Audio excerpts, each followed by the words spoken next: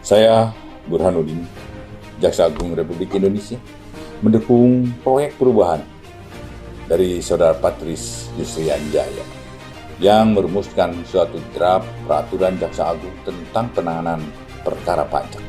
Kejaksaan Republik Indonesia sebagai lembaga pemerintahan yang melaksanakan kekuasaan negara berkaitan kekuasaan kehakiman di bidang penuntutan harus mampu mewujudkan kepastian hukum, ketertiban hukum, keadilan, dan kemanfaatan hukum dengan memperhatikan norma keagamaan, kesopanan, dan kesusilaan, serta wajib menggali nilai-nilai kemanusiaan, hukum, dan keadilan yang hidup dalam masyarakat.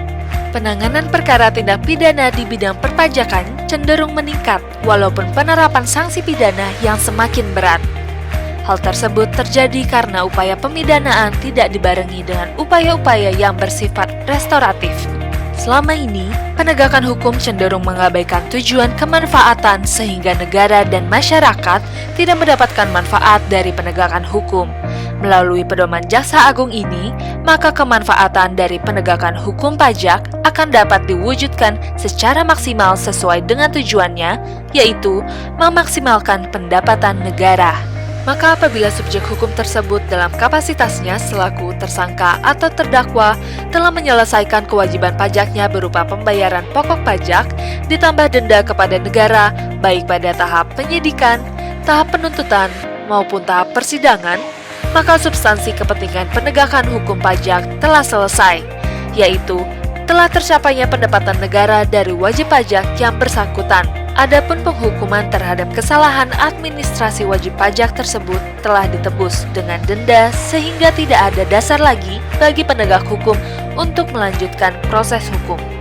Prinsip dasar dan tujuan hukum perpajakan adalah untuk meningkatkan penerimaan pendapatan negara dan kesadaran masyarakat dalam memenuhi kewajiban pajak. Pemenuhan kewajiban berupa pembayaran denda maupun kewajiban tertentu lainnya memungkinkan perkara tindak pidana perpajakan dihentikan proses penyidikannya untuk kepentingan penerimaan negara atas permintaan Menteri Keuangan. Dalam realisasi proyek perubahan ini telah dibagi 3 tahapan milestone, yakni jangka pendek, jangka menengah, dan jangka panjang. Berikut kegiatan jangka pendek yang telah dilaksanakan, yaitu membentuk tim efektif, meminta arahan mentor dan pejabat struktural, menyusun rencana kerja, melakukan sosialisasi koordinasi internal dan eksternal, menyusun rancangan draft peraturan Jaksa Agung,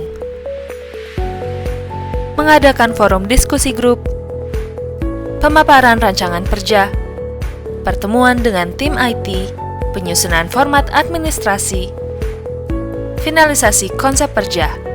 Kami sangat mendukung proyek perubahan yang dibuat oleh Saudara Patris Yusrian Jaya. Mendukung proyek perubahan Dr. Patris Yusrian Jaya. Memberi dukungan kepada Bapak Dr. Patris Yusrian Jaya, SHMH. Sangat mendukung proyek perubahan dari Bapak Dr. Patris. Sangat mendukung proyek perubahan yang dilaksanakan oleh Dr. Patris. Demikian rangkaian kegiatan dan hasil yang telah saya capai pada tahapan jangka pendek implementasi proyek perubahan ini.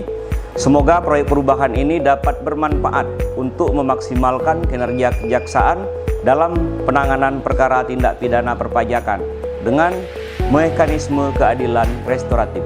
Wassalamualaikum warahmatullahi wabarakatuh.